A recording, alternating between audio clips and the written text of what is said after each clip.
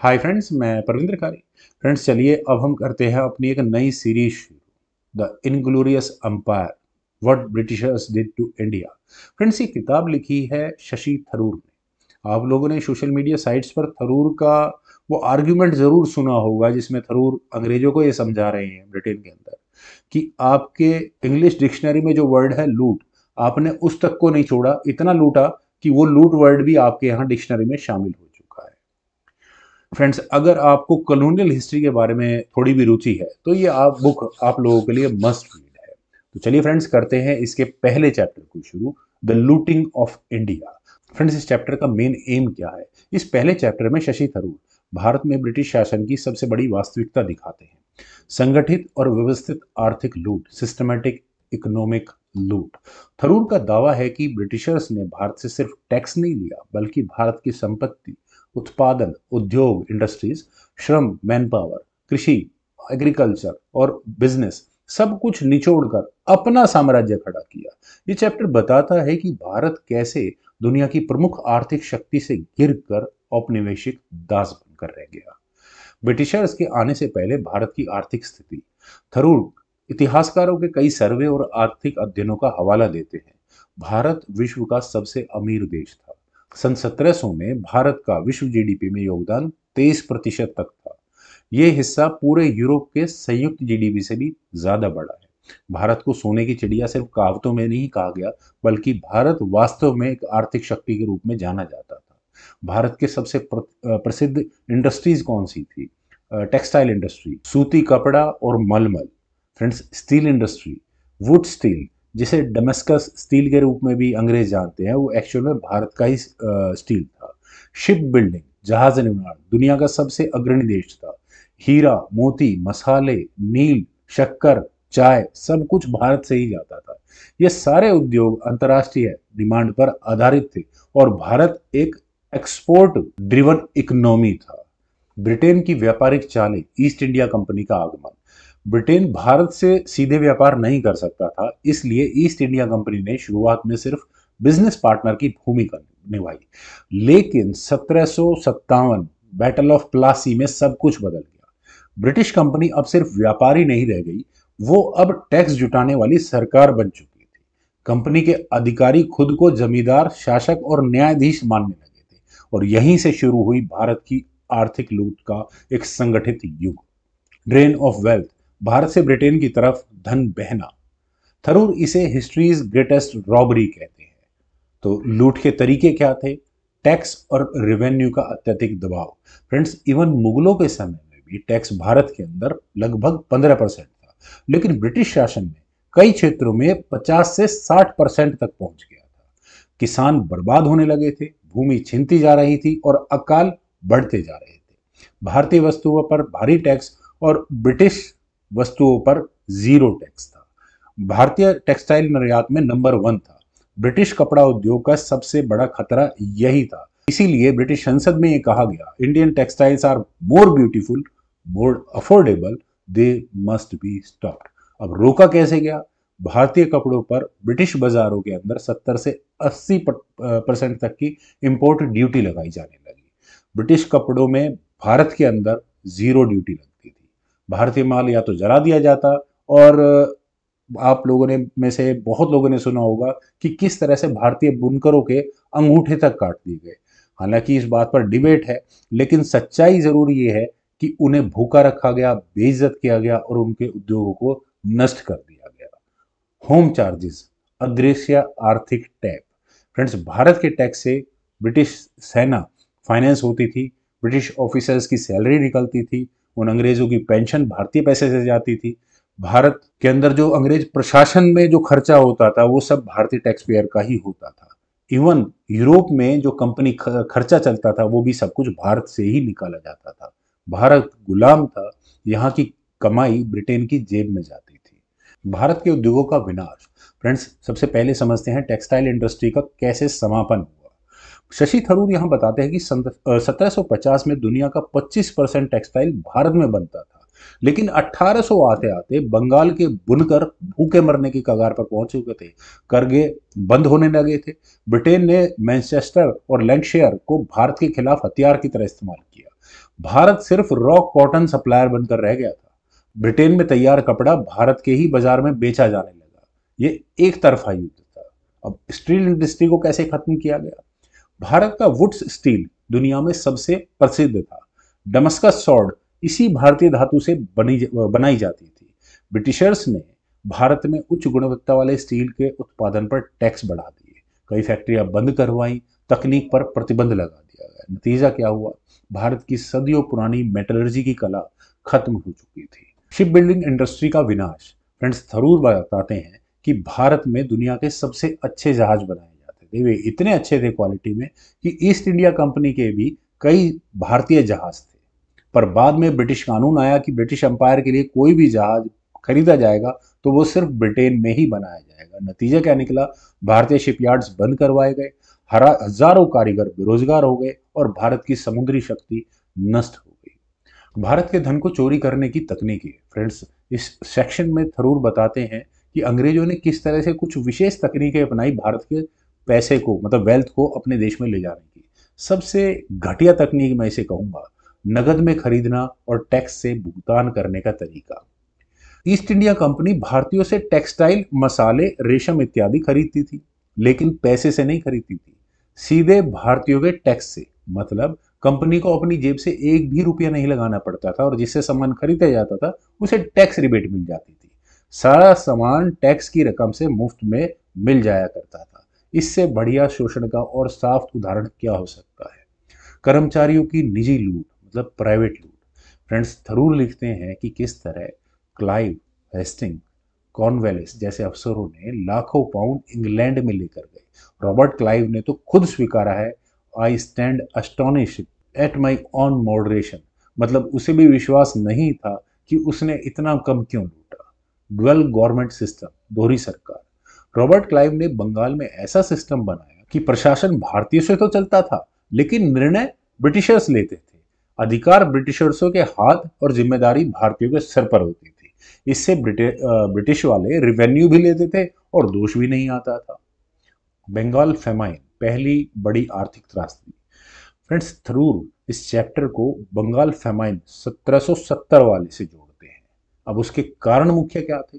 एक तो जरूरत से ज्यादा टैक्स, किसान को अनाज बेचने पर मजबूर करना, कंपनी का व्यापार में जबरन हस्तक्षेप, सूखे के समय पर अनाज को रोकना। परिणाम क्या निकला? उस समय लगभग 1 करोड़ लोग मारे गए। कई जिलों की तो आबादियां खत्म हो गई। लोग पेड़ की छाल खाकर मर जाते थे। और कंपनी को क्या मिला? उसके रेवेन्यू में 20% से अधिक की वृद्धि हुई। ये अकालग्रस्त बंगाल की बात है। थरूर इस विडंबना को पर बहुत क्रोध व्यक्त करते हैं। भूख से मरते लोगों की भी जेब से टैक्स निकाला गया। ब्रिटेन की औद्योगिक क्रांति, असल ईंधन भारत का धन। ब्रिटेन अक्सर इंडस्ट्रियल रिवॉल्यूशन का श्रेय अपनी प्रतिभा को देते हैं, लेकिन थरूर यहाँ कहते हैं, Britain did not rise because of its genius, they rose because of India's decline. कैसे? भारत से धन लिया गया, कच्चा माल लिया गया, खपाने के लिए भारतीय बाजार मिले और भारत के उद्योगों को नष्ट किया गया। इन सब ने ब्रिटेन के औद्योगिकरण को फ्यूल किया। भारतीय ज्ञान, कुशलता और नवाचार का दम घुटना। फ्रेंड्स, ब्रिटिश शासन में भारतीय कारीगर, वैज्ञानिक, तकनीकी विशेषज्ञ और व्यवसायी सभी को सिस्टमेटिकली नीचा दिखाया गया। उनकी स्किल्स को बदनाम किया गया। ब्रिटिशर्स ने भारतीय उत्पादन को बैकवर्ड और इनसफिशिएंट बताया, जबकि सच्चाई ये थी कि भारतीय माल विदेशी बाजारों में प्रीमियम प्राइस पर बिकता था। मैं अगर इस चैप्टर को छोटे वर्ड्स में समराइज करूं तो भारत दुनिया की सबसे बड़ी अर्थव्यवस्था था। ब्रिटेन ने राजनीतिक नियंत्रण लेकर इसे पूरी तरह लूट की प्रणाली में बदल दिया। भारतीय उद्योग सिस्टमैटिकली नष्ट किए गए और भारत की कृषि से टैक्स की पंपिंग की गई। Home charges, pensions, British army, ये सब भारत ने झेले। ब्रिटिश शासन भारत के लिए एक आर्थिक त्रासदी बनकर आया। 1900 आते आते भारत विश्व अर्थव्यवस्था में सिर्फ 3% की जीडीपी रह गया। इस सब का निष्कर्ष क्या निकला? ब्रिटिश शासन भारत के लिए फायदे वाला नहीं, यह दुनिया की सबसे बड़ी संगठित आर्थिक लूट थी और इस लूट की वजह से भारत कई शताब्दियों पीछे चला गया। तो इस तरह से पूरा चैप्टर इस किताब की टोन को सेट करता है। तो इस तरह से चैप्टर 1 होता है एंड, और चैप्टर 2 का टाइटल है did the British give India political unity. Shashi Tharoor इस चैप्टर में ब्रिटिश अंपायर के सबसे कॉमन दावे पर डायरेक्ट चोट करते हैं कि ब्रिटिशर्स ने इंडिया को पॉलिटिकली रूप से यूनिफाई किया। इंडिया नाम की कोई एंटिटी ब्रिटिशर्स से पहले थी ही नहीं, और अगर ब्रिटिश रूल नहीं होता तो इंडिया नाम का कोई देश नहीं बनता। थरूर इस पूरे आर्ग्यूमेंट को हिस्टोरिकल एविडेंस, सिविलाइजेशनल कॉन्टिन्यूटी और पॉलिटिकल ट्रेडिशंस के आधार पर डिसमेंटल करते हैं। इस चैप्टर का कोर मैसेज ये है कि India was always a civilisational state, not just political territory.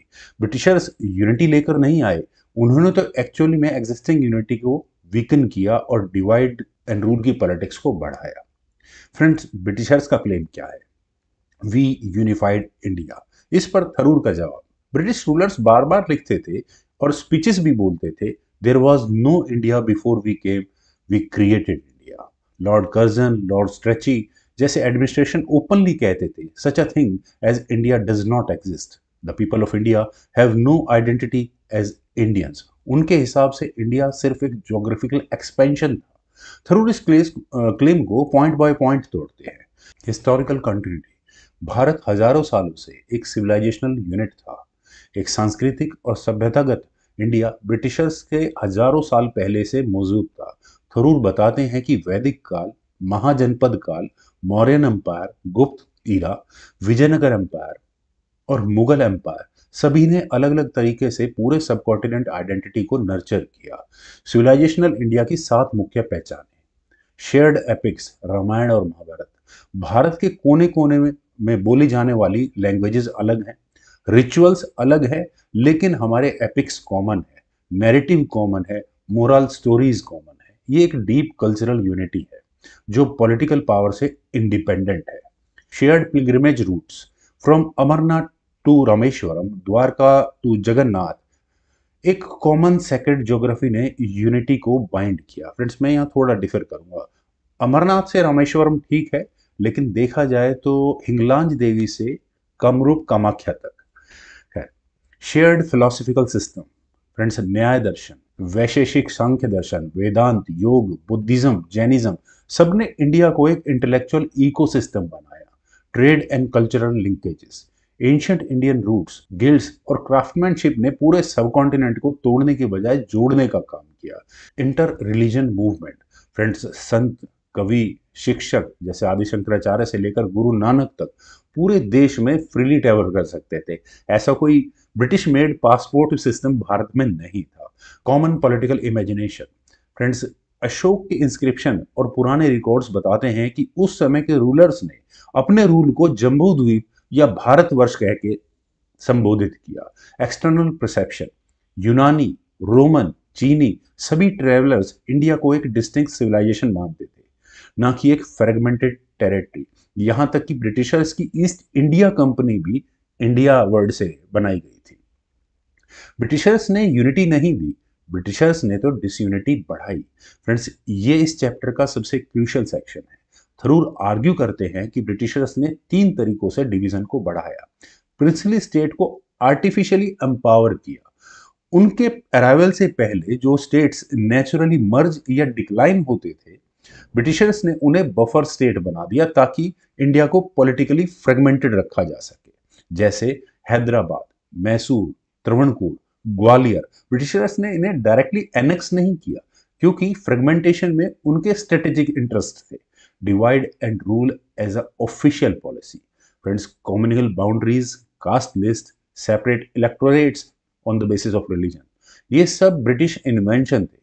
उन्होंने पहली बार हिंदू वर्सेस मुस्लिम को पॉलिटिकल कैटेगरीज बनाया, कास्ट को ऑफिशियल एडमिनिस्ट्रेशन आइडेंटिटी बना दिया, सेंसस में कम्युनिटीज को कंपीटिंग ग्रुप्स की तरह क्लासिफाई किया और सेपरेट इलेक्टोरल इंट्रोड्यूस किया। इस सब का नतीजा क्या निकला? एक divided India, not unified one. Linguistic boundaries को भी मैनिपुलेट किया। ब्रिटिश ने कुछ लैंग्वेज को सप्रेस किया तो कुछ को अपलिफ्ट। यह भी यूनिटी को वीकन करने का एक तरीका था। Pre independence leader always saw India as a one nation. Friends, Tharoor यहां बताते हैं कि अगर इंडिया पहले कोई नेशन नहीं था तो बाल गंगाधर तिलक, महात्मा गांधी, जवाहरलाल नेहरू, सुभाष चंद्र बोस, विवेकानंद, इन सब के राइटिंग्स में एक सिविलाइजेशनल इंडिया की बात क्यों की जाती है? नेहरू ने अपनी किताब में लिखा, India's unity is older than her diversity and richer because of it. यह यूनिटी ब्रिटिशर्स का गिफ्ट नहीं है, यह इंडियन माइंड की सेंचुरीज ओल्ड इमेजिनेशन है। The idea of India existed even without political unity. Tharoor यहाँ रिपीट करते हैं कि पॉलिटिकल यूनिटी और सिविलाइजेशनल यूनिटी दो अलग चीजें हैं। अगर हम यूरोप का ही उदाहरण लें तो कल्चर कॉमन था, लेकिन पॉलिटिकल यूनिटी वहां कभी स्टेबल नहीं रही। फिर भी यूरोप एक आइडिया था, इंडिया भी वैसा ही था, क्योंकि उस समय बाउंड्रीज नहीं हुआ करती थी, सिर्फ इंडिया थोड़ा ज्यादा पुराना और ज्यादा यूनिफाइड था। Was India ever politically unified before British? Yes. Tharoor यहाँ क्लियर एग्जाम्पल्स देते हैं। मौर्य एम्पायर, अशोक के काल में पूरा भारतीय उपमहाद्वीप का लगभग 90% हिस्सा उनके अंडर आता था। एक सेंट्रलाइज्ड एडमिनिस्ट्रेटिव सिस्टम था, यूनिफॉर्म टैक्सेशन था, पब्लिक वेलफेयर यूनिफाइड थी और गवर्नमेंट स्टाइल। यह पूरा पॉलिटिकल यूनिटी का एग्जाम्पल है।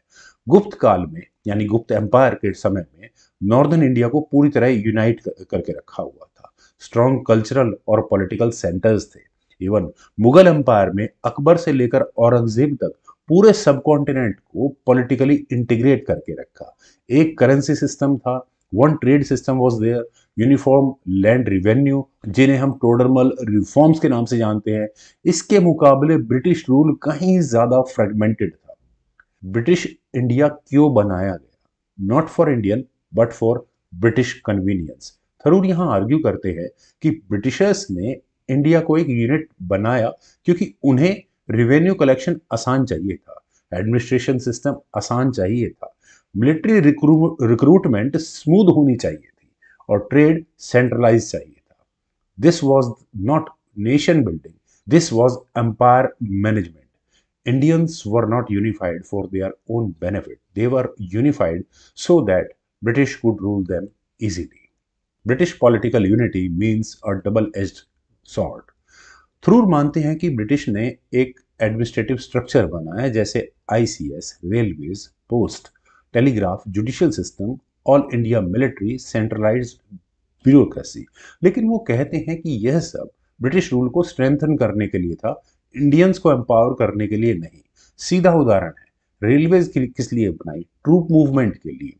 टेलीग्राफ रिबिलियंस को सप्रेस करने के लिए, स्पेशली 1857 का सबसे बड़ा एग्जांपल है। आईसीएस सिर्फ गोरे लोगों को लिए एक्सेसिबल था और जुडिशरी किस लिए? ताकि ब्रिटिश लॉ को यहां इंपोज किया जा सके। So even the British built unity was an instrument of exploitation. Friends, conclusion, did British give India unity? One word answer, no. Tharoor यहाँ समराइज करते हैं, India always had unity, civilizational, cultural, spiritual. Political unity के भी कई period exist करते हैं। British rule ने unity नहीं दी बल्कि डिसयूनिटी बढ़ाई। जो एडमिनिस्ट्रेटिव यूनिटी उन्होंने बनाई वो भी सेल्फ सर्विंग थी, मतलब ब्रिटिशर्स के लिए थी। रियल यूनिफिकेशन इंडियंस ने नेशनल मूवमेंट में अचीव की, ब्रिटिशर्स की वजह से नहीं। उनका फाइनल पॉइंट पावरफुल है, Britain did not make India, India made Britain possible by financing the empire. करते हैं यहाँ इसको शुरू, democracy, the press, the parliamentary system and the rule of law. Friends, इस चैप्टर में Shashi Tharoor British colonial rule का एक और फेमस जस्टिफिकेशन डिसमेंटल करते हैं कि ब्रिटिशर्स ने भारत को डेमोक्रेसी दी, पार्लियामेंट्री सिस्टम दिया, फ्री प्रेस दी और रूल ऑफ लॉ दिया। थरूर कहते हैं कि ये बातें आधी सच हैं लेकिन आधी प्रोपेगेंडा है। ब्रिटिशर्स ने डेमोक्रेसी के नाम पर एक्चुअली अथॉरिटियन कॉलोनियल डिक्टेटरशिप चलाई। अब इसे जरा विस्तार से थोड़ा समझते हैं। सबसे पहला क्लेम ब्रिटिशर्स का जो क्लेम है, वी टॉट यू डेमोक्रेसी, और इस पर थरूर का जवाब। फ्रेंड्स, थरूर बताते हैं कि ब्रिटिश हिस्टोरियंस और कुछ मॉडर्न इंडियन एंग्लोफाइल्स अक्सर कहते हैं कि भारत को डेमोक्रेटिक इंस्टीट्यूशंस अंग्रेजों ने दी है। इंडिया डेमोक्रेटिक नहीं बन सकता था अगर ब्रिटिश रूल नहीं होते। थरूर इस मिथ को बहुत सख्त लैंग्वेज में चैलेंज करते हैं। उनका कहना है कि ब्रिटिशर्स ने इंडियन सब्जेक्ट्स को डेमोक्रेसी का टेस्ट नहीं दिया बल्कि डेमोक्रेसी से वंचित रखा। डेमोक्रेसी सिर्फ अंग्रेजों के लिए थी और वो भी इंग्लैंड में, भारत में नहीं थी। थरूर लिखते हैं, the British preached democracy at home but practised despotism abroad. India में ब्रिटिश रूल की रियल नेचर डेमोक्रेटिक नहीं थी, डिक्टेटरशिप थी। सबसे पहला viceroy, absolute power. Indian viceroy के पास एक राजा से भी ज्यादा पावर थी। Unlimited executive powers, power to override elected council, no accountability to Indians, controlled military, finances and laws. Viceroy Indian people को आंसरेबल नहीं था, सिर्फ ब्रिटिश कैबिनेट को आंसरेबल था। Elected body means powerless decoration. जब कभी भी इलेक्टेड काउंसिल्स भारत में बनाए गए तो उनके पास रियल पावर्स नहीं थी। वे बजट चूज नहीं कर सकते थे, मिलिट्री पर कंट्रोल नहीं था, police and law enforcement power नहीं थी, रेवेन्यू कंट्रोल भारतीयों के पास नहीं था, वॉयसरॉय या किसी भी अथॉरिटी को चैलेंज करने का कोई अधिकार नहीं था। तो इसे डेमोक्रेसी नहीं कह सकते, मॉक डेमोक्रेसी यहां थरूर यूज करते हैं इसके लिए। तीसरा, ब्रिटिश पार्लियामेंट ने इंडियंस को वोट देने की परमिशन डेकेड्स तक नहीं दी। कॉम्युनल इलेक्टोरेट्स, ब्रिटिशर्स ने वोटिंग राइट देने से पहले दो खतरनाक काम किए। भारतीय को जाति, धर्म और क्लास के आधार पर सेपरेट पॉलिटिकल ग्रुप्स में तोड़ा गया। सेपरेट इलेक्टोरेट्स देकर हिंदू मुस्लिम डिवाइड को परमानेंट कर दिया। This wasn't democracy building, this was divide and rule constitutionally legalised. चौथा, ब्रिटिश ने इंडिया को रूल ऑफ लॉ दिया। आधा सच फिर दोबारा से। थरूर यहां मानते हैं कि मॉडर्न लॉ सिस्टम ब्रिटिशर्स के टाइम पे इंस्टीट्यूशनलाइज हुए, लेकिन यह पूरी सच्चाई नहीं है। इक्वालिटी बिफोर लॉ केवल ब्रिटिशर्स के लिए थे। इंडियंस के खिलाफ ब्रिटिश ऑफिसर्स को इम्यूनिटी मिलती थी। इसके सबसे अच्छे उदाहरण है जनरल डायर, जलियांवाला बाग। कई पुलिस ऑफिसर्स जिन्होंने लोगों को टॉर्चर किया, कई ऐसे एडमिनिस्ट्रेटर्स थे जिन्होंने अकाल का विभत्स रूप दे दिया, इन पर कभी कोई क्रिमिनल ट्रायल नहीं चला। रूल ऑफ लॉ सेलेक्टिवली लागू होता था। Racial discrimination embedded in law, हमेशा गोरे लोगों की गवाही को ज्यादा महत्व मिलता था, भारतीयों की गवाही को कम तवज्जो दी जाती थी। यूरोपियन क्वार्टर्स जहां जहां ये गोरे रहते थे, वहां पर भारतीयों की एंट्री रिस्ट्रिक्टेड थी, सिर्फ नौकर जा सकते थे। डजन्स ऑफ लॉज सिर्फ यूरोपियंस की सेफ्टी के लिए थे। This is not the rule of law, this is the rule of colonial hierarchy. पांचवा British claim, we gave you free press. Friends, इस पर थरूर का जवाब लाजवाब कर देने वाला है। Free press was born in spite of British, not because of them. The press was tightly censored. Vernacular press act 1878 का सबसे बड़ा एग्जाम्पल है। इस एक्ट में गवर्नमेंट को पावर होती थी कि किसी भी इंडियन न्यूज़पेपर को बंद कर सकती थी, एडिटर को उठाकर जेल में डाला जा सकता था, प्रिंटिंग प्रेस को सीज किया जा सकता था। ये एक्ट सिर्फ इंडियन न्यूज़पेपर पर लागू होते थे, ब्रिटिश ओन्ड न्यूज़पेपर्स पर नहीं। Indian newspapers suppressed because they questioned land taxes, they questioned famines, they questioned racial discrimination, forced labour, high revenue extraction, they question political repression. जैसे ही कोई अखबार सरकार की पॉलिसीज को एक्सपोज करता था, उसे क्लैंप डाउन कर दिया जाता था। लेकिन जिस प्रेस फ्रीडम की अंग्रेज बात कर रहे हैं, वो आई कहां से? That was the outcome of Indian struggle. Friends, बाल गंगाधर तिलक, सुरेंद्र नाथ बनर्जी, गोखले, गांधी, अनगिनत लोग, इनको सिर्फ अपने लिखने की वजह से बार बार जेल में सजा काटनी पड़ती थी। थरूर कहते हैं कि ब्रिटिश ने प्रेस को एम्पावर नहीं किया, बल्कि इंडियन नेशनलिस्ट ने सेंसरशिप के खिलाफ लड़कर फ्री प्रेस बनाई। छठा क्लेम, ब्रिटिशर्स ने पार्लियामेंट्री सिस्टम गिफ्ट किया। थरूर कहते हैं ये सबसे भद्दा मजाक है। Indians were kept out of parliament and governance. ICS यानी इंडियन सिविल सर्विसेज का सिलेबस इंटेंशनली ऐसा बनाया जाता था कि सिर्फ ब्रिटिश यूथ ही क्वालिफाई कर सके। एग्जाम सिर्फ लंदन में होते थे, सब्जेक्ट सारे ब्रिटिश ओरिएंटेड पढ़ाए जाते थे। ट्रेवल कॉस्ट, मतलब वहां जाकर एग्जाम देने में ही लाखों का खर्चा आ जाता था, और एज लिमिट को हमेशा मैनिपुलेट किया जाता था कि ताकि भारतीय क्वालिफाई ही ना कर पाए। लेकिन उसके बावजूद भी कुछ भारतीय क्वालिफाई जो कर गए, जैसे सुभाष चंद्र बोस, जिन्होंने क्वालिफाई करने के बाद आईसीएस की जॉब छोड़ दी। उदाहरण दूसरा, सत्येंद्र नाथ टैगोर, जिन्होंने क्वालिफाई करने के बाद भी उन्हें डिस्क्रिमिनेशन फेस करना पड़ता था। Indian councils means advisory bodies. Tharoor लिखते हैं कि not even clerk job was given to Indian without British approval. Friends इसका सबका उदाहरण अगर आपको देखना हो, आज से शायद 12 या 13 साल पहले तक भी अगर हमें कोई फॉर्म भरना आता तो गस्टेड अफसर से अटेस्ट करवा कर लाना पड़ता था। ये अंग्रेजों का बना हुआ सिस्टम था, और गस्टेड अफसर गोरे होते थे और उनकी परमिशन के बिना हम कोई फॉर्म भी नहीं भर सकते थे। वो रूल अब जाकर हटाया है 10 या 12 साल पहले। Even elected councils were powerless. Central legislative assembly means Toothless.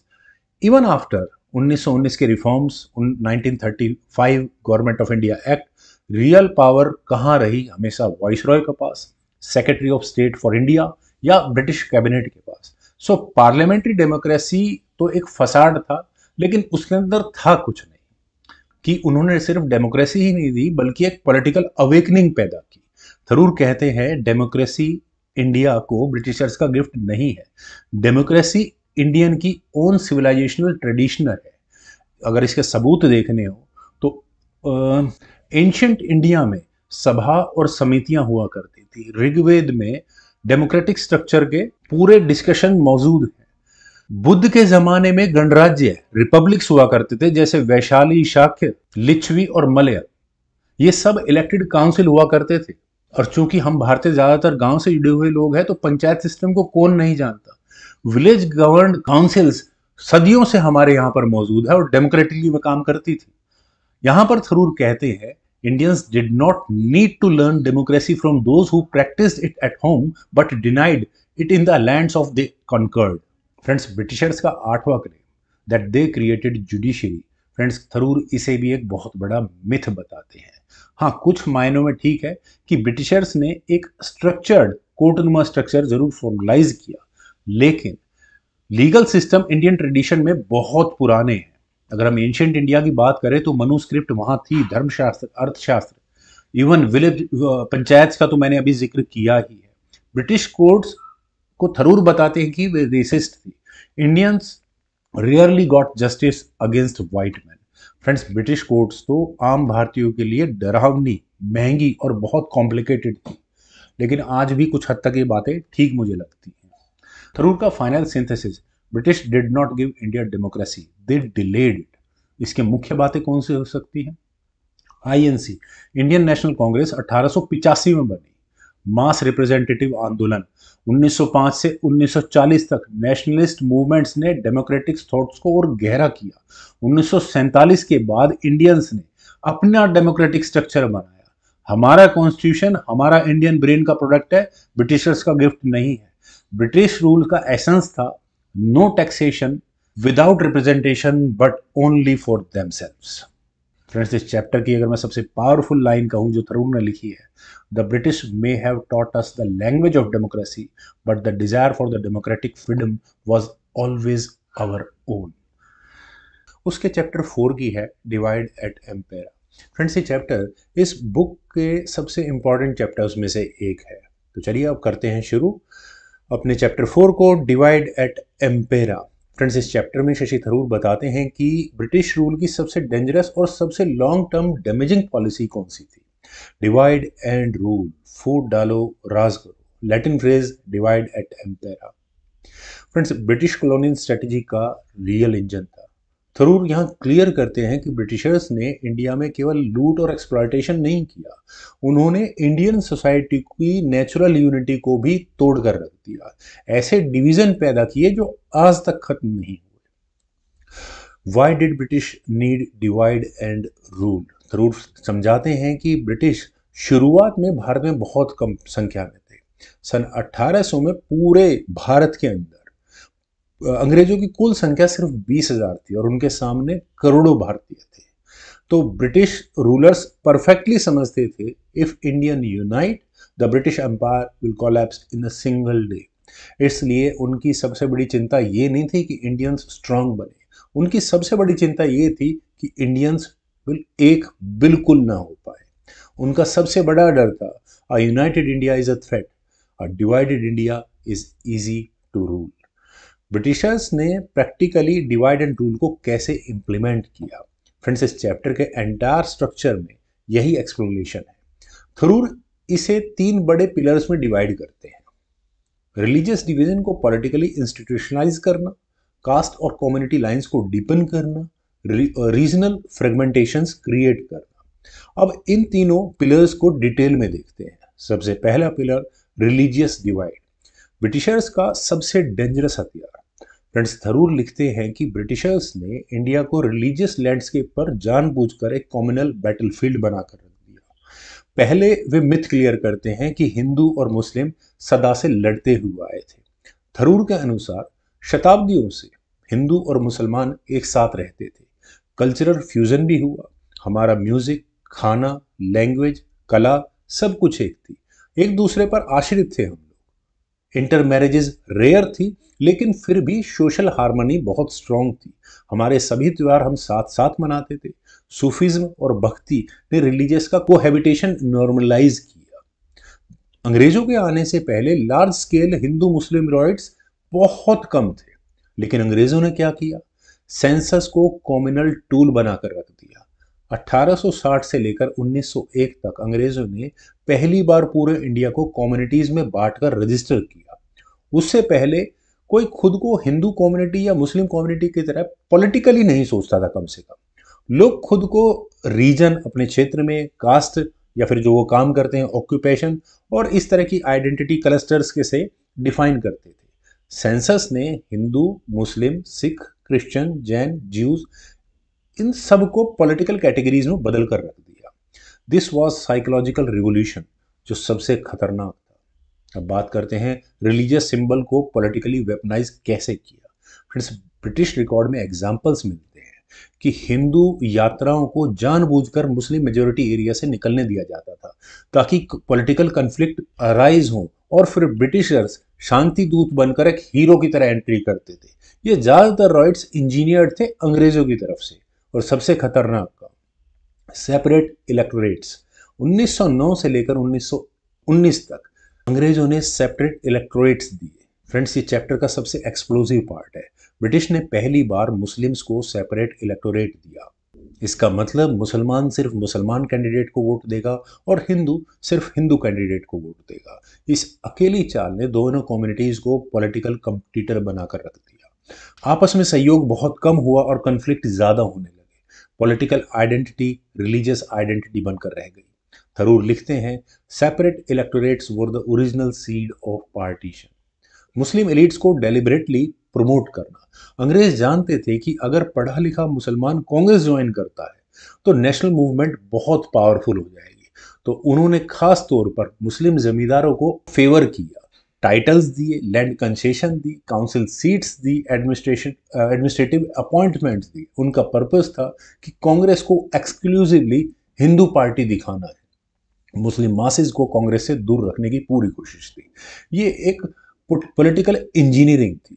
Friends, अब बात करते हैं पिलर नंबर 2 की, कास्ट डिवीजन को स्ट्रेंथन करना। थरूर कहते हैं कि कास्ट इंडियन सोसाइटी में पहले से मौजूद थी, लेकिन ब्रिटिशर्स ने कास्ट को एक रिजिड पॉलिटिकल आइडेंटिटी में तब्दील कर दिया।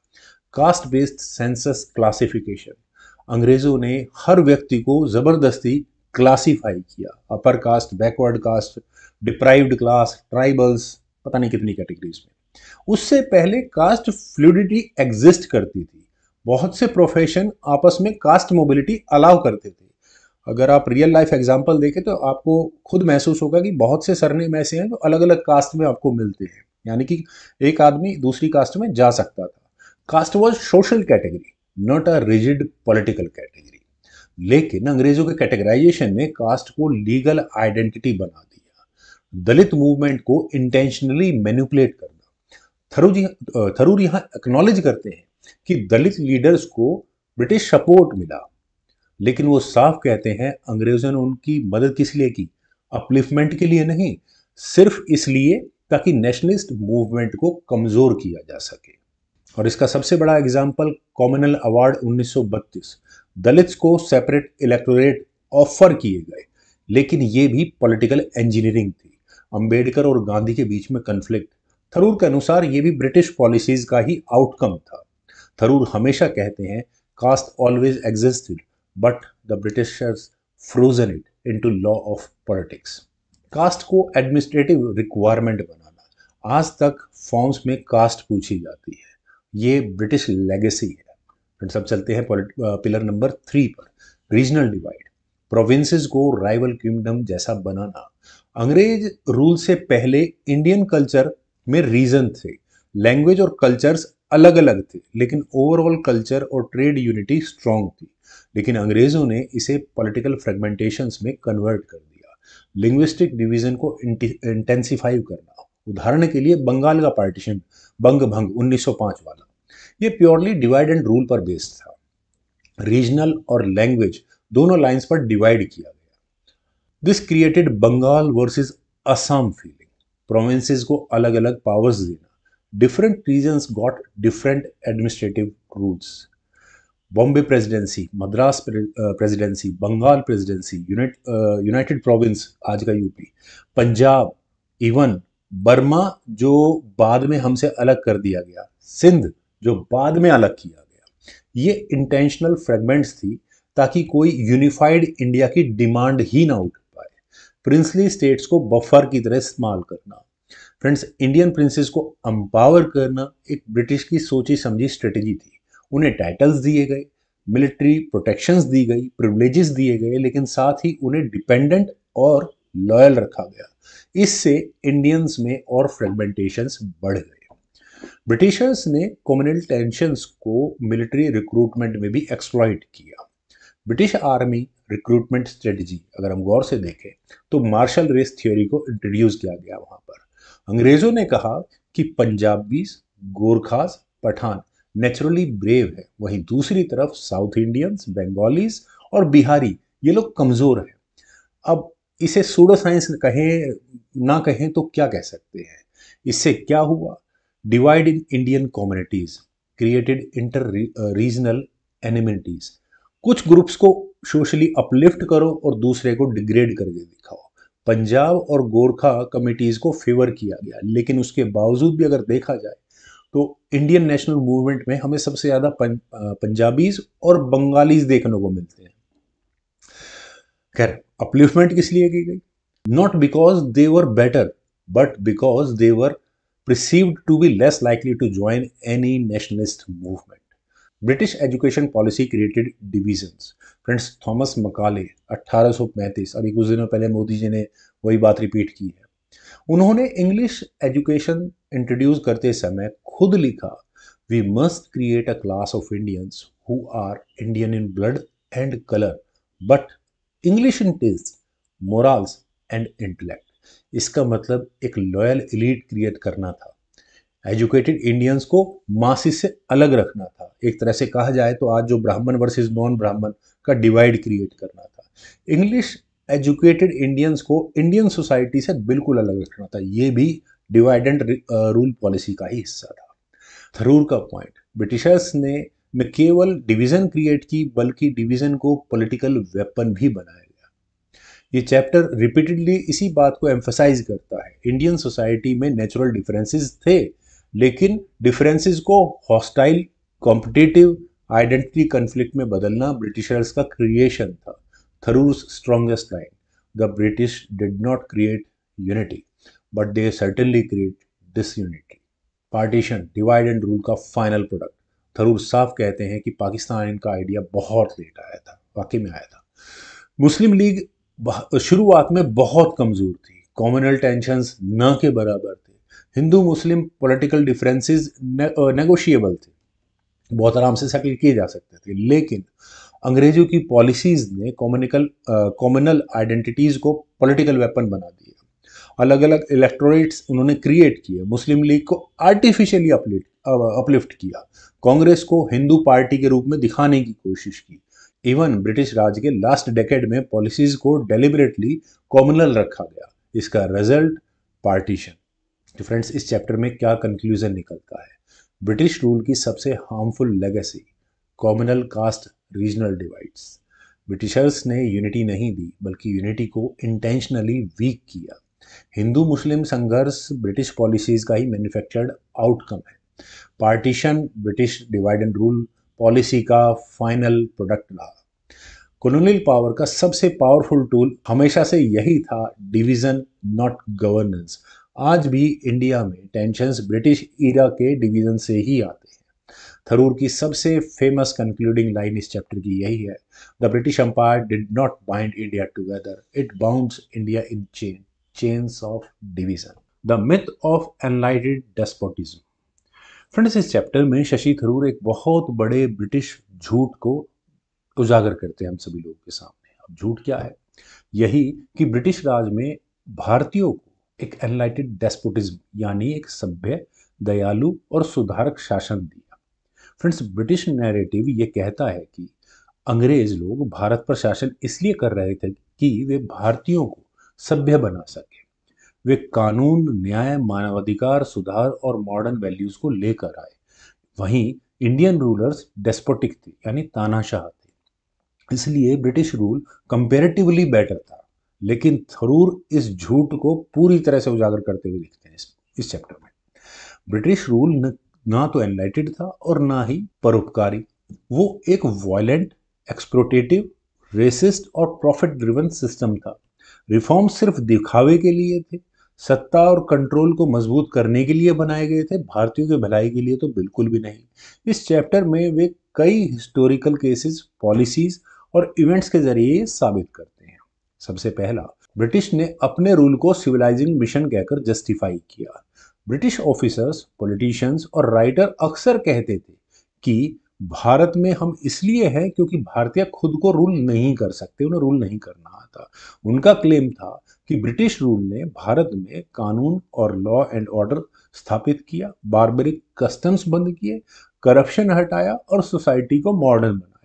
लेकिन थरूर बताते हैं कि ये सिर्फ सेल्फ सर्विंग प्रोपेगेंडा था। ये वही स्ट्रेटेजी है जो हर कॉलोनियल पावर इस्तेमाल करती है, पहले तो लूटो और उसके बाद कहो कि हम तुम्हें सभ्य बनाने आए हैं। लेकिन क्या भारतीय राजा वास्तव में डेस्पोट्स यानी तानाशाह थे?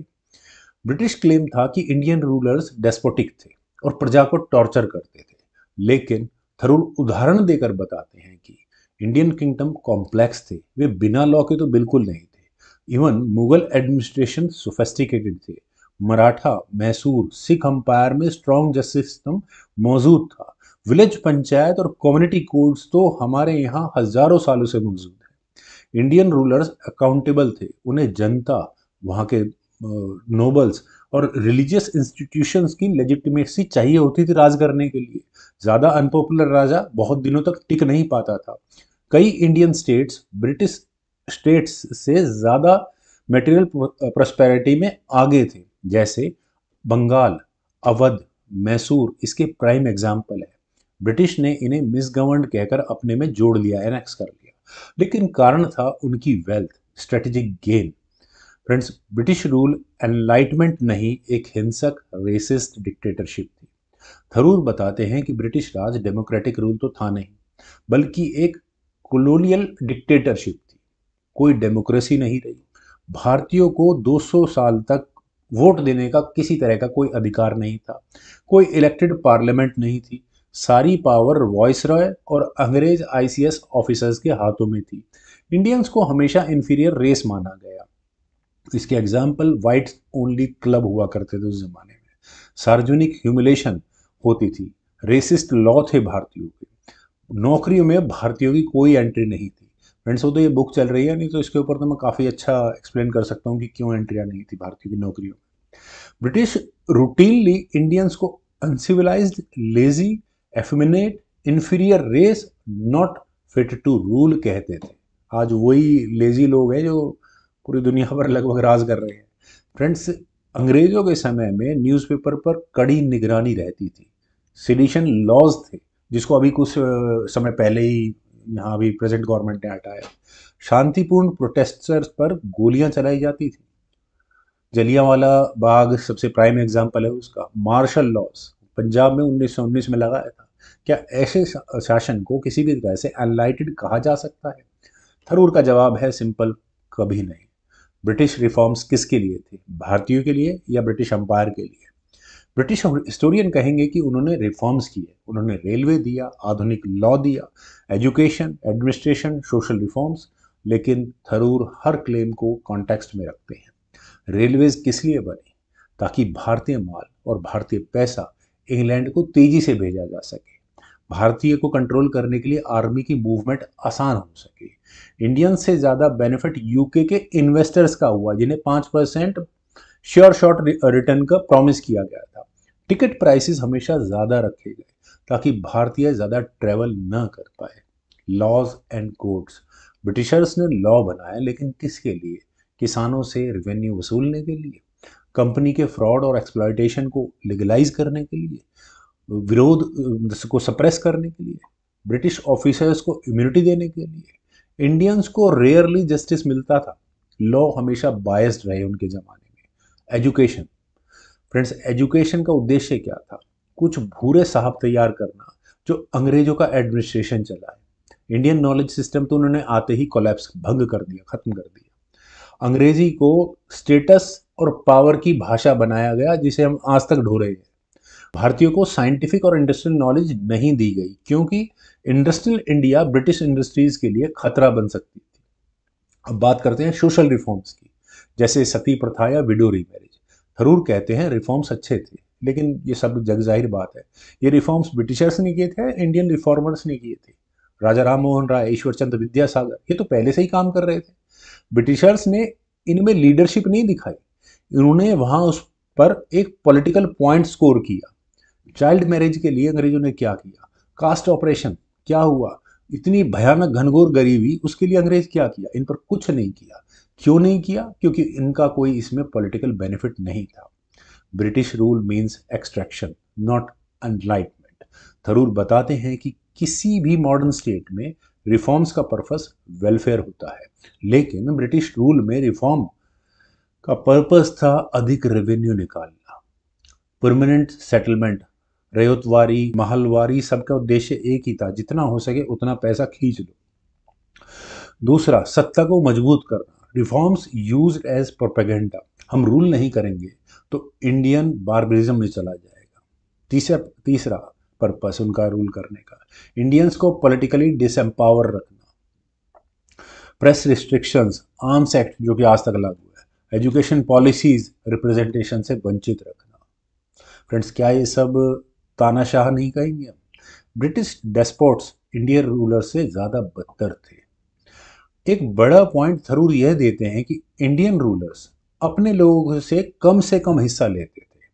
ट्रेडिशनल इंडियन टैक्सेशन 5 से 15% तक होते थे, वहीं ब्रिटिश राज में ब्रिटिश टैक्सेस 50 से 60% तक पहुंच गए। कई इलाकों में अकाल इसी वजह से आए। इंडियन रूलर्स वेल्थ अपनी टेरिटरी में री इन्वेस्ट करते थे, वहीं दूसरी तरफ ब्रिटिश पूरी वेल्थ को लंदन भेज देते थे, जिसकी वजह से ड्रेन ऑफ वेल्थ हुआ। इंडियन रूलर्स ने इंडस्ट्रीज को नष्ट नहीं किया, ब्रिटिशर्स ने systematically Indian textile, steel, ship building और हैंडीक्राफ्ट, इन सब इंडस्ट्रीज को डिस्ट्रॉय कर दिया। केस स्टडीज, ब्रिटिश रूल कितना एनलाइटेड था। फ्रेंड्स, बंगाल की बात करते हैं।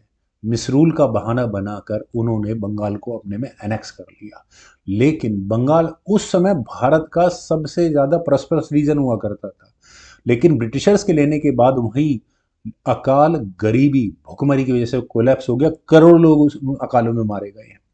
अवध, फ्रेंड्स, नवाब को इमोरल कहकर हटाया गया। अगर आपने शतरंज के खिलाड़ी मूवी देखी हो तो उसके अंदर लास्ट सीन में वो अमजद खान बड़ी अच्छी स्पीच देते हैं अवध के नवाब के रूप में। लेकिन अवध का एडमिनिस्ट्रेटिव सिस्टम बहुत ही एफिशिएंट था। ब्रिटिशर्स के एनेक्सेशन के बाद पूरी इकोनॉमी और सोसाइटी तबाह हो चुकी थी। बात करते हैं मैसूर की। फ्रेंड्स, टीपू सुल्तान को विलन बनाया गया, लेकिन टीपू सुल्तान ने अपने समय में इंडस्ट्रीज, रॉकेट्स और साइंस को प्रमोट किया, लेकिन ब्रिटिश रूल से मैसूर की प्रॉस्पेरिटी खत्म हो चुकी थी। ब्रिटिशर्स ने मॉरल सुपीरियरिटी का ढोंग किया। ब्रिटिशर्स अपने नॉवेल्स, स्पीचेस और रिपोर्ट्स में हमेशा यही दिखाते थे कि हमने जंगली लोगों को सुधारा है, मतलब बार्मिक जनता को सुधारने के लिए आए हैं। लेकिन अन्याय, रेसिज्म, लूट, वायलेंस, करप्शन और लालच ब्रिटिश एडमिनिस्ट्रेशन का सबसे बड़ा बेस था। थरूर का सबसे बड़ा आर्गुमेंट यही है कि ब्रिटिश रूल मोरली सुपीरियर नहीं था, बल्कि इकोनॉमिकली, पॉलिटिकली और एथिकली इन्फीरियर था। लेकिन अब बात आती है कि आखिर अंग्रेजों को ऐसा दिखाने की जरूरत ही क्या पड़ी? क्योंकि अगर ब्रिटिश रूल को एक्सप्लोटेटिव कहा जाता तो ब्रिटिश पब्लिक ही इसका विरोध करती। इसलिए उन्हें ये नैरेटिव बनाना पड़ा कि वो एक मॉरल ड्यूटी निभा रहे हैं। इंडियंस रूलर करप्ट हैं, अंपायर एक परोपकार कर रहा है। थरूर दिखाते हैं कि नैरेटिव कितने बड़े झूठ थे। Conclusion, British rule was not एनलाइटेड, it was self serving, coercive and violent. Friends, Tharoor इस चैप्टर को की मैसेज पर खत्म करते हैं। ब्रिटिश रूल एनलाइटेड नहीं था, it was dark age of economic exploitation, cultural destruction, racism, dictatorship and violence. Enlightened despotism से उनका सेल्फ मेड मिथ था, ताकि ब्रिटिश जनता को लगे कि एम्पायर ह्यूमैनिटेरियन मिशन पर है। लेकिन सच्चाई क्या थी? इंडियंस को कोई रिप्रेजेंटेशन नहीं मिला, प्रेस सेंसरशिप पूरे देश में लागू थी, मास पॉवर्टी, भयानक गरीबी से जब हम आज़ाद होकर निकले हैं, इंडस्ट्री का डिस्ट्रक्शन जो तबाह हो चुकी थी, ब्रूटल टैक्सेशन, अकाल, racist operation, loot on the scale of unprecedented in the world history. इसलिए ब्रिटिश रूल को रिफॉर्मिस्ट या सिविलाइजिंग कहना historical distortion. The remaining case for empire. Friends, Shashi Tharoor इस चैप्टर में की शुरुआत एक बहुत ही शार्प ऑब्जर्वेशन से करते हैं।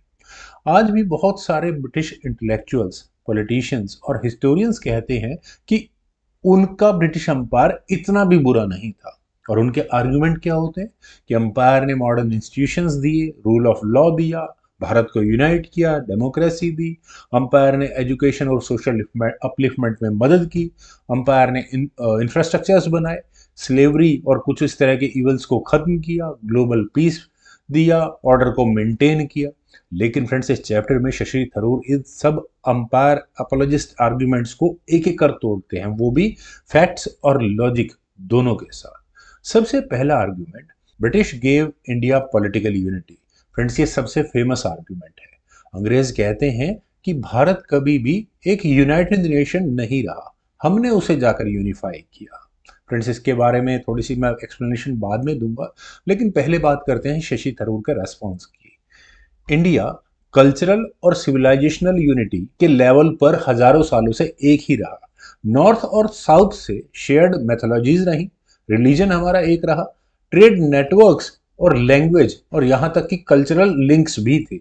अशोक काल या गुप्त काल में भारत बहुत बड़े हिस्से में भारत पॉलिटिकली यूनिफाई रहा। हर्षवर्धन के समय इवन मुगल काल तक में भी सबने लार्ज स्केल यूनिफिकेशंस किए। इंडिया एक सिविलाइजेशनल स्टेट था, ना कि मॉडर्न नेशन स्टेट, और यह बिल्कुल नॉर्मल बात थी उस समय पर। एक्चुअल ब्रिटिश रोल, उन्होंने पॉलिटिकल यूनिटी एक्सीडेंटली तरीके से क्रिएट की। उन्होंने एक्चुअल में क्रिएट नहीं की, उन्होंने इंटेंशनली यूनिटी को ब्रेक किया था भारत की। उनका उद्देश्य सिर्फ एडमिनिस्ट्रेशन को आसान बनाना था, नेशनल यूनिटी बनाना उनका कोई उद्देश्य था ही नहीं। उन्होंने यूनिटी से ज्यादा डिवीजन, जैसे कि Hindu Muslim divide, caste divide, princely states और उनका जो अपना एडमिनिस्ट्रेटिव एरिया का उनका डिवाइड, मार्शल रेस थियोरी, इस तरह के फंडामेंटल्स अजीब से क्रिएट किए। इसलिए यूनिफिकेशन क्लेम रियलिटी नहीं है, बल्कि सिर्फ एक प्रोपेगेंडा है। अगर यूनिफिकेशन क्लेम उनका होता ना, तो आज पाकिस्तान, बांग्लादेश, हमारे इस पूरे देश में से 7 या 8 देश निकले हुए हैं, म्यांमार तक। खैर, दूसरा argument, British gave India democracy. Friends, British defenders कहते हैं कि अगर हम नहीं होते तो भारत में डेमोक्रेसी नहीं होती। थरूर का काउंटर पॉइंट, फ्रेंड्स, ब्रिटिशर्स ने इंडिया में 200 सालों तक कोई डेमोक्रेसी नहीं थी, कोई वोटिंग राइट नहीं थे, कोई सरकारी रिप्रेजेंटेशन नहीं था भारतीयों के लिए। यहाँ तक कि आईसीएस यानी इंडियन सिविल सर्विस में भी 1% से कम एंट्री भारतीयों के अलाउड थी। Government of India act reforms cosmetic थे, रियल पावर हमेशा से वॉइसराय या ब्रिटिश अधिकारियों के पास ही रही। अब डेमोक्रेसी भारत में कौन लेकर आया? Friends, democracy Indian freedom fighters ने, दादा भाई नारोजी से लेकर नेहरू, पटेल, गांधी तक सबने डेमोक्रेसी का फेवर किया। और अगर ब्रिटिशर्स का डेमोक्रेसी भारत को देना गिफ्ट है, तो ये डेमोक्रेसी पाकिस्तान में क्यों नहीं है, बांग्लादेश में क्यों नहीं है, म्यांमार में क्यों नहीं है? खैर, ब्रिटिशर्स ने तो हर डेमोक्रेटिक डिपेंडेंट को सप्रेस किया। Sedition act, Rowlatt act, Jallianwala Bagh कांड, प्रेस का सप्रेशन, पॉलिटिशियंस को जेल में डालना। Therefore British gave India democracy इतिहास का सबसे भद्दा मजाक है। Argument number 3, British brought rule of law and judiciary. British कहते हैं कि हमारे बिना भारतीय बार्बरिक थे और हमने मॉडर्न लॉ दिया। तो थरूर का response, British law colonial purpose था ताकि रेवेन्यू कलेक्शन आसान हो सके, रिबिलियन को सप्रेस किया जा सके, भारतीयों को कंट्रोल में रखा जा सके। ब्रिटिश ऑफिसर्स को कंप्लीट इम्यूनिटी मिली हुई थी। लॉ का स्ट्रक्चर रेशियली बायस्ड था। ब्रिटिश ऑफेंडर्स को हल्की सजा मिलती थी और भारतीयों को कड़ी। कोर्ट में भारतीयों की गवाही ज्यादा भरोसेमंद नहीं मानी जाती थी। Sedition act, arms act, press act political slavery बनाए रखने के लिए टूल थे। यहां तक कि रोलेट एक्ट भी एक ओपन डिक्टेटरशिप एक्ट था। थरूर यहां कहते हैं, you can't praise a master for training his wife beautifully. Argument number 4, British ended corruption, established good governance. Friends, ये एक बहुत रिपीटेड क्लेम है कि ब्रिटिशर्स ने एक क्लीन और एफिशिएंट गवर्नमेंट दी। लेकिन सच्चाई क्या है? करप्शन कंपनी पीरियड से ही वाइड स्प्रेड था। इवन रॉबर्ट क्लाइव तो खुद घूस लेते हुए पकड़े गए थे। कंपनी ऑफिशियल्स ने अपने यहां पर मैसिव पर्सनल फॉर्च्यून्स बनाए। आईसीएस ऑफिसर्स को एब्सोल्यूट पावर की वजह से वे अनकंट्रोलेबल थे। Violence, extortion, rent seeking common था। कोई अकाउंटेबिलिटी नहीं थी। ब्रिटिश एडमिनिस्ट्रेशन एफिशिएंट तो था, लेकिन एक्सप्लॉयटेशन में, गुड गवर्नेंस में नहीं। Argument number 5, British improved education and literacy. Friends, ये क्लेम भी बहुत पॉपुलर है। तो देखते हैं थरूर के काउंटर पॉइंट्स क्या है। 1800 में भारत की लिटरेसी भी कम नहीं थी। ट्रेडिशनल स्कूल पूरे देश भर में थे। Sanskrit school, Persian school, Tamil school. अंग्रेजों ने क्या किया? सबसे पहले आकर इन्हें बंद किया और भारतीय एजुकेशन सिस्टम को पूरी तरह से डिसमेंटल कर दिया। और उसके रिप्लेसमेंट किससे आई? मकालेज एजुकेशन पॉलिसी। इसका ऑब्जेक्टिव क्या था? क्लर्क्स और लॉयल सब्जेक्ट तैयार करना। उन्होंने मास एजुकेशन कभी प्रमोट नहीं की। इवन सन 1900 में हमारा लिटरेसी रेट सिर्फ 5% था, जो कि 1947 तक सिर्फ 12% तक जा पहुंचा। उस समय के जापान और यूरोप के मुकाबले नेग्लिजिबल। इसलिए एजुकेशनल इंप्रूवमेंट उनका क्लेम बिल्कुल खोखला है। अब चलते हैं आर्ग्यूमेंट नंबर 6 पर। British ended sati, slavery, barbaric customs. British apologist moral superiority दिखाने के लिए कहते हैं कि हमने सती प्रथा को खत्म किया, विडो रीमैरिज को सपोर्ट किया और सोशल इवल्स रोके। यहां पर थरूर बहुत शानदार एक्सप्लेनेशन देते हैं। इंडियन रिफॉर्मर्स पहले से सोशल रिफॉर्म्स कर रहे थे। राजा राम मोहन राय, ईश्वर चंद्र विद्यासागर, दयानंद सरस्वती। ब्रिटिश रिफॉर्म्स केवल सिंबॉलिक थे, प्रैक्टिकल नहीं थे, क्योंकि उन्हें इंडियन कल्चर को डिग्रेड करके जस्टिफाई करना था कि हम ज्यादा सिविलाइज्ड हैं। और सबसे बड़ी हिपोक्रेसी उनकी क्या है? ब्रिटिश एम्पायर दुनिया के सबसे बड़े स्लेव ट्रेड में से था।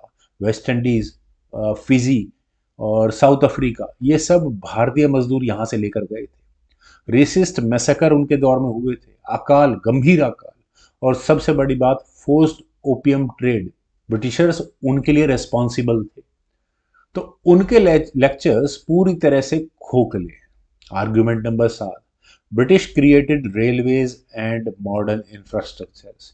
ये सबसे कॉमनली यूज्ड आर्ग्यूमेंट है कि ब्रिटिशर्स ने रेलवेज देकर इंडिया को मॉडर्नाइज किया। थरूर का ब्रेकडाउन, रेलवे किसके लिए बने? इकोनॉमिक एक्सट्रैक्शंस के लिए, मिलिट्री मूवमेंट्स के लिए। टेलीग्राफ किसके लिए बना? 1857 के गदर को क्रश करने के लिए। रोड्स किसके लिए थे? सिर्फ एक्सपोर्ट रूट्स थे। विलेज कनेक्टिविटी उनमें बिल्कुल नहीं थी। Ports designed exclusively for British trade, financial aspects. Friends, Indian tax payers ने ब्रिटिश इन्वेस्टर्स को गारंटी किया 5% फॉर रेलवे, जिसकी वजह से भारत कर्ज में डूबता चला गया। तो रेलवेज ब्रिटिशर्स का गिफ्ट नहीं है, कॉलोनियल एक्सट्रैक्शन मशीनरी था। Argument number 8, British gave India English as a language. Friends, English आज कन्वीनियंट है, लेकिन क्या ब्रिटिशर्स का ये गिफ्ट है भारतीयों के लिए? थरूर यहां पर एक्सप्लेन करते हैं। ब्रिटिशर्स ने इंग्लिश को सिर्फ 10% इलीट तक सीमित करके रखा। क्यों? क्योंकि उनका पर्पस था ऐसे भारतीय बनाओ जो भारतीय तो हों, लेकिन उनका टेस्ट इंग्लिश रहे।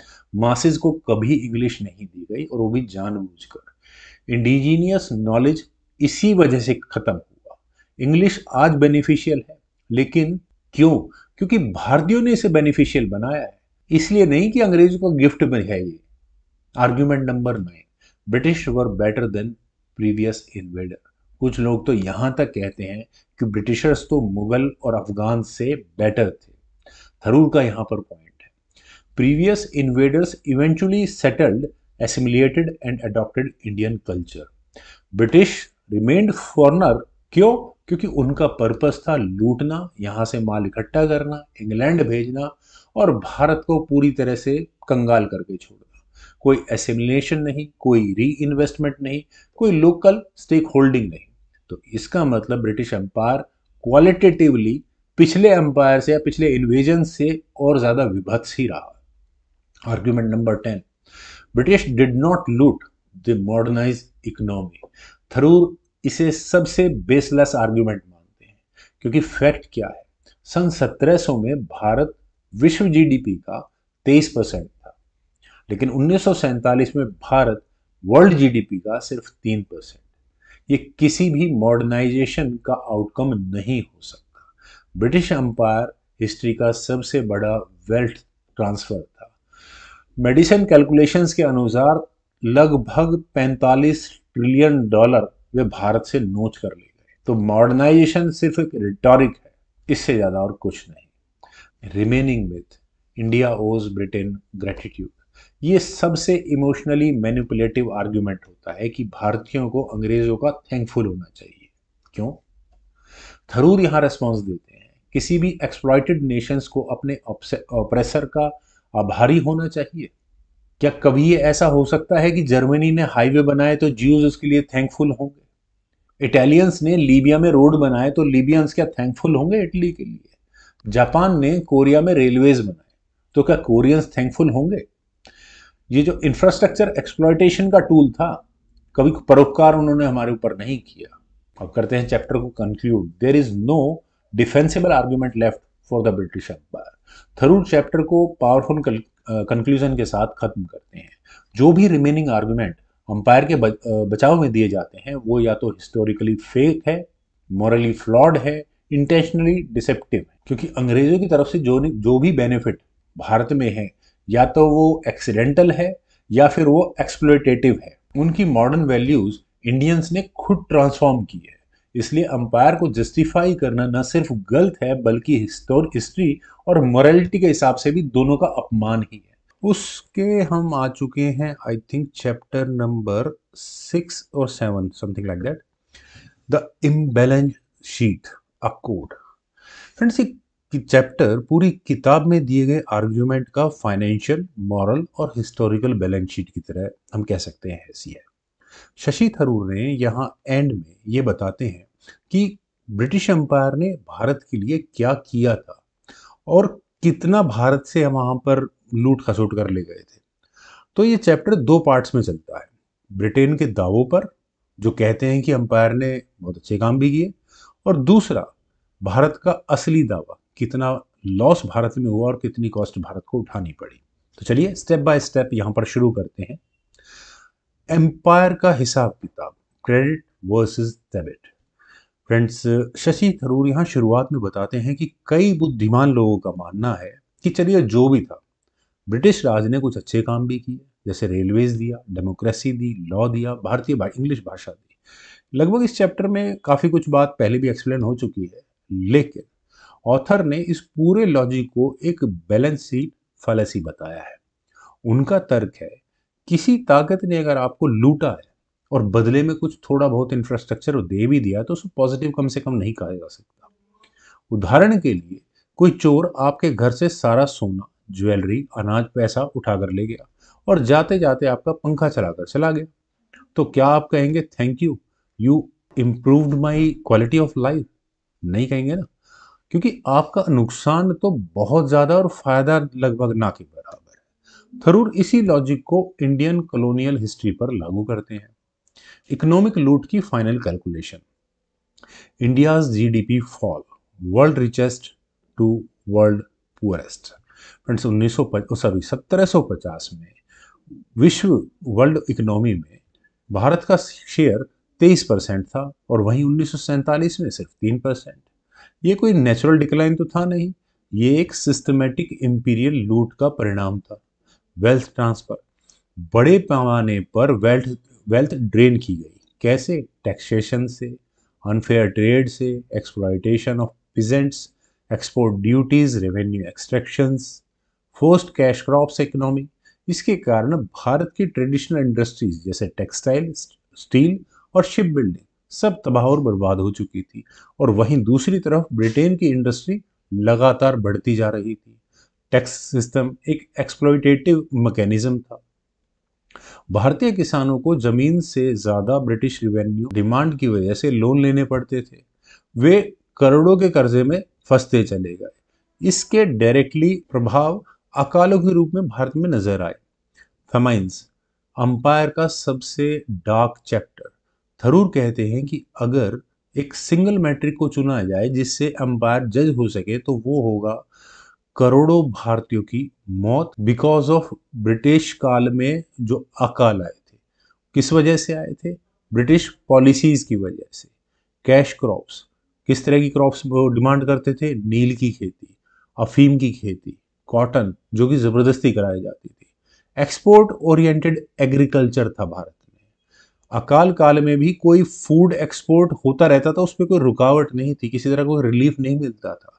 Victorian ideology, if they die, it's natural. यहां तक कि 1943 में बंगाल में जो अकाल पड़ा था उसमें 40 लाख से ज्यादा लोग मारे गए थे। लेकिन चर्चिल ने कहा था, Indians breed like rabbit. Winston Churchill की बात हो रही है, जो आज तक के उनके सबसे ग्रेटेस्ट प्राइम मिनिस्टर्स में माने जाते थे। और उन्होंने सारे चावल ऑस्ट्रेलिया भेज दिया। क्यों? ब्रिटेन के स्ट्रेटेजिक बफर स्टॉक्स के लिए। ये अंपायर की मॉरल कॉस्ट थी, प्राइसलेस और अनफॉरगिवेबल। चौथा, रेलवे, गिफ्ट या एक्सप्लॉयटेशन टूल। चैप्टर में शशि थरूर रेलवेज के मिथ को एक बार फिर से समराइज करते हैं। भारतीय के लिए तो बना नहीं था रेलवे। किस लिए बना था? रॉ मटेरियल को पोर्ट तक पहुंचाने के लिए, ब्रिटिश ट्रूप्स को मूव कराने के लिए, ताकि रिवोल्ट को सप्रेस किया जा सके, और ब्रिटेन के खुद के अपने कमर्शियल इंटरेस्ट थे। और सबसे बड़ी बात, उस रेलवे सिस्टम के लिए भारत ने खुद पैसा दिया था। प्रॉफिट किसका होता था? ब्रिटिशर्स का। रेलवे गारंटी सिस्टम एक फाइनेंशियल स्कैम था। India paid all cost, Britain made all profit. Indians का कोई इंडस्ट्रियल ग्रोथ नहीं था। रेलवे इंजन्स कहाँ से आ रहे हैं? ब्रिटेन के। उसके पार्ट कहाँ से आ रहे हैं? ब्रिटेन से। स्टील कहाँ से आ रहे हैं? सब कुछ ब्रिटेन से इंपोर्ट हो रहा था। भारत के पास क्या था? सिर्फ कुली और ट्रैकमैन, बस यही लेबर बचे हुए थे। तो रेलवेज कोई बहुत मतलब उपकार नहीं किया उन लोगों ने हमारे ऊपर। अब बात करते हैं एजुकेशन और इंग्लिश भाषा की। एक्चुअल पिक्चर क्या है? ब्रिटिश ने भारत में एजुकेशन इसलिए नहीं दी कि भारत को उन्हें अपलिफ्ट करना है।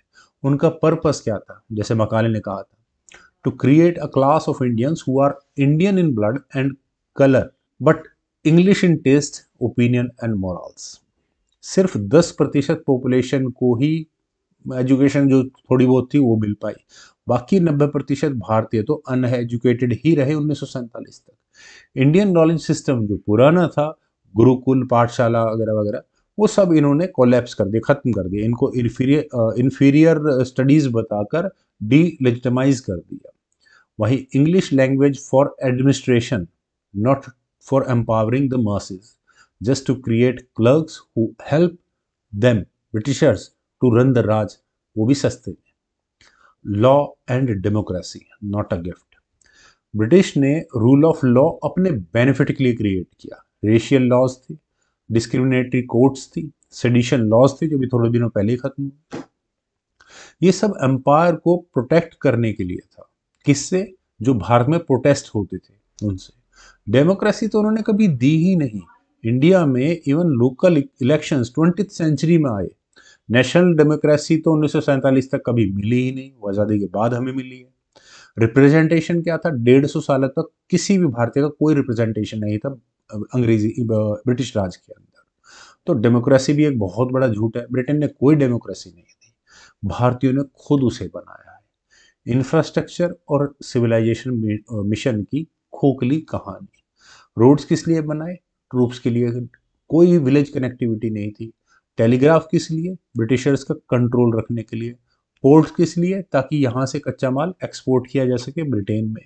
इरिगेशन, सिंचाई व्यवस्था ना के बराबर थी, खेतों में पानी जा था ही नहीं, व्यवस्था ही नहीं थी, इग्नोर कर रखा था उन लोगों ने। इंडिया की प्रोडक्टिव कैपेसिटी इंटेंशनली सप्रेस रखी गई ताकि ब्रिटेन को फायदा हो सके। द मॉरल लेजर, सबसे बड़ा नुकसान फ्रेंड्स, इकोनॉमिक लॉसेस तो फिर भी मेजरेबल है, लेकिन मॉरल यानी नैतिक और कल्चरल लॉसेस का तो हम कैलकुलेशन ही नहीं कर सकते। Loss of self confidence, Indians को सेंचुरीज तक कहा गया कि तुम पिछड़े हो, लेजी हो, अनसिविलाइज्ड हो, इनकॉम्पिटेंट हो, और आज वही ये सब पता नहीं क्या क्या कर रहे हैं वही इंडियंस। और ये वैसे देखा जाए तो ये साइकोलॉजी के इम्पैक्ट रहा, जो कि बहुत लंबे समय तक हावी रहा हम भारतीयों पर भी। कुछ कुछ भूरे अंग्रेजों में आज भी नजर आता है। और सबसे बड़ी त्रासदी, पार्टीशन। अंपायर की डिवाइड एंड रूल पॉलिसी, ये फाइनल गिफ्ट था हम इंडियंस के लिए। 20 लाख लोगों की मौत, 15 लाख लोगों ने अपना घर छोड़ दिया। डेकेड्स ऑफ हॉस्टिलिटी, फ्रेंड्स एक परमानेंट घाव था जो आज तक भारतीयों पर लगा हुआ है। इसकी कोई कैलकुलेशन नहीं की जा सकती। ब्रिटेन की डेवलपमेंट कैसे हुई? Eight India's expense. थरूर यहाँ कंक्लूड करते हैं कि ब्रिटेन इंडस्ट्रियलाइज्ड और मॉडर्नाइज हुआ क्यों? क्योंकि भारतीयों ने उसके लिए पे किया था। ब्रिटेन का प्रोग्रेस मतलब भारत का regression. They build their prosperity using Indian wealth, Indian labour, Indian markets, Indian raw material like cotton वगैरह वगैरह, Indian taxes and Indian resources. India was the world's first fully colonized economy, 100% controlled for another country's benefit. Final verdict, the imbalance sheet. Friends अगर हम इस पूरे पैमाने को एक paper पे ऊपर दो साइड्स में रखा जाए, क्रेडिट साइड और डेबिट साइड, क्रेडिट साइड वो जिसे पॉजिटिव कहा जाए और डेबिट साइड वो जो भारत की एक्चुअल कॉस्ट जो भारत ने पे की थी, तो क्रेडिट साइड में क्या रखोगे आप? रेलवेज रखोगे? किस लिए थी रेलवेज? एक्सप्लॉयटेशन के लिए। इंग्लिश रखोगे ताकि क्लर्क बाबू बन सके यहाँ पर।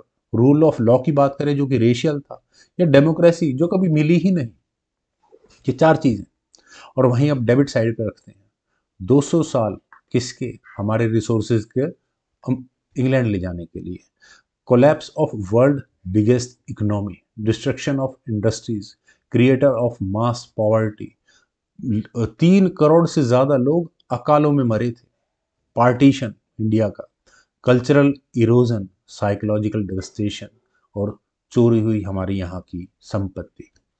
नतीजा, ब्रिटेन रिच हो गया।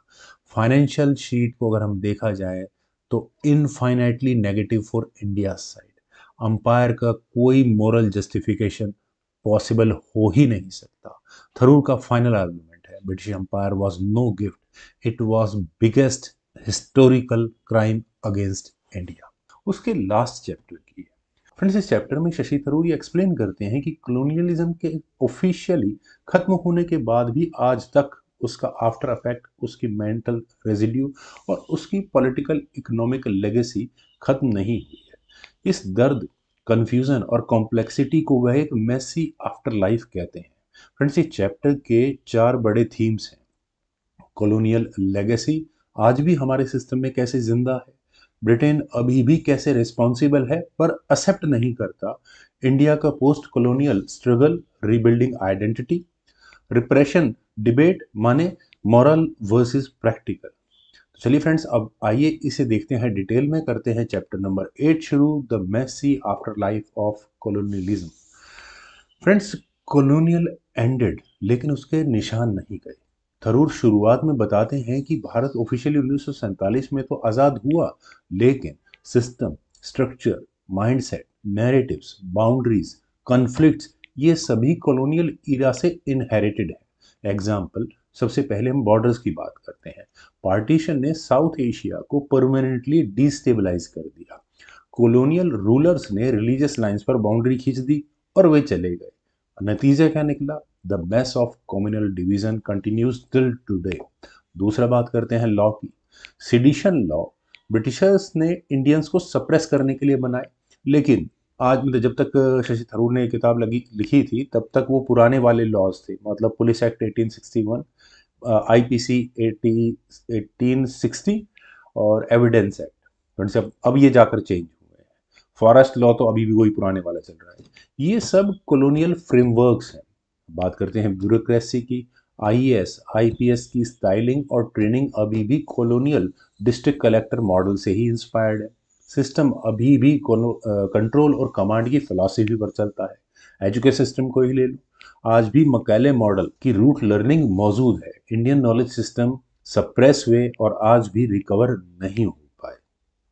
कल्चरल साइकोलॉजिकल आफ्टर सबसे गहरी चोट। फ्रेंड्स, कॉलोनियलिज्म का सबसे बड़ा नुकसान सिर्फ वेल्थ या इंडस्ट्रीज नहीं थी, बल्कि इंडियंस के सेल्फ बिलीव और कल्चरल कॉन्फिडेंस को तोड़ना भी था। थरूर बताते हैं कि ब्रिटिश ने एक नैरेटिव क्रिएट किया कि भारतीय बैकवर्ड है, इंडियन कल्चर इन्फीरियर है, भारतीय आलसी है, अनडिसिप्लिन्ड है, प्रोग्रेस सिर्फ वेस्ट से आती है, वाइट मैन्स बर्डन सच है। ये एक रेसिस्ट आइडियोलॉजी है और इतनी डीपली एम्बेड हो चुकी कि आज भी बहुत पढ़े लिखे बुद्धिजीवी अनकॉन्शियसली इसे मानते भी हैं। अगर पाकिस्तान का उदाहरण दें तो मुझे लगता है वहाँ ज़्यादातर इस बात को मानते हैं लोग। लैंग्वेज इन्फीरियोरिटी, इंग्लिश को सुपीरियर मानना और अपनी लैंग्वेज को लेस प्रेफरेंस समझना, ये कॉलोनियल माइंडसेट का लेफ्ट ओवर है। स्किन कलर बायस। फ्रेंड्स, आज भी अगर आप फेयर एंड लवली की ऐड देखें तो फेयरनेस का ऑब्सेशन नजर आता है कि ये भी वही कॉलोनियल रेशियल हायरार्की का रिजल्ट है। Mental colonization. फ्रेंड्स, इंडियंस को सिस्टमेटिकली बताया गया कि हम तुमसे बेहतर जानते हैं, कि तुम क्या डिजर्व करते हो। ये पैटर्निस्टिक एटीट्यूड आज भी कई भारतीयों में रिप्लिकेट करता है। ब्रिटेन सेलेक्टिव मेमोरी एम्पायर को क्यों ग्लोरीफाई करता है। फ्रेंड्स, थरूर बताते हैं कि ब्रिटेन आज भी अपने कॉलोनियल पास्ट को रोमांटिसाइज करता है, सैनिटाइज करता है और डिस्टॉर्ट करता है और जस्टिफाई भी करता है। ब्रिटिश पब्लिक को एक्चुअल एट्रोसिटीज के बारे में आज तक भी कुछ नहीं पता कि कितने अकाल भारत में पड़े, मैसेकर नरसंहार कितने हुए, रेशिज्म के बारे में भारत में जो भी कुछ भी हुआ उन्हें कुछ नहीं पता। जिस तरह से लूट धन संपदा ये यहाँ से चुरा कर ले गए उसके बारे में भी कुछ नहीं पता है। Slavery links. फ्रेंड्स, फिजी और वेस्ट इंडीज इस तरह की जो कॉलोनीज में उसमें भारतीय लेबर को लेकर जाया करते थे। और सबसे बड़ा partition policies. School text books में आज भी राज को एक बेनिफिशियल पार्टनर की तरह प्रेजेंट किया जाता है। अब ऐसा क्यों है, ये सेलेक्टिव एमनेशिया क्यों है? क्योंकि अगर ब्रिटेन सच एक्सेप्ट कर ले तो उसे मॉरल रिस्पॉन्सिबिलिटी लेनी पड़ेगी। एपोलॉजीज एंड माफी और क्षतिपूर्ति की मांग उठेगी। नेशनल प्राइड हर्ट होगा। अंपायर बायस्ड आइडेंटिटी कोलैप्स हो जाएगी। इसलिए ब्रिटेन और उनका मीडिया नैरेटिव अक्सर कहते हैं कि Raj brought railways, law, order and democracy, जो सबसे बड़ा झूठ है। जबकि शशि थरूर ने किताब में डिस्प्रूव किया है कि ये सब एक्सप्लॉयटेटिव टूल थे। India's identity crisis after 1947। Tharoor बताते हैं कि आज़ादी के बाद इंडिया को दो बड़े टास्क मिले। पहला, रिबिल्ड करना जो सब कुछ अंग्रेजों ने डिस्ट्रॉय किया था। दूसरा, रिक्रिएट करना एक नेशनल आइडेंटिटी जो कि फ्रैक्चर्ड थी और पूरी तरह से कंफ्यूज। तो पहले की ज़रा बात करते हैं। Task one, rebuilding the economy.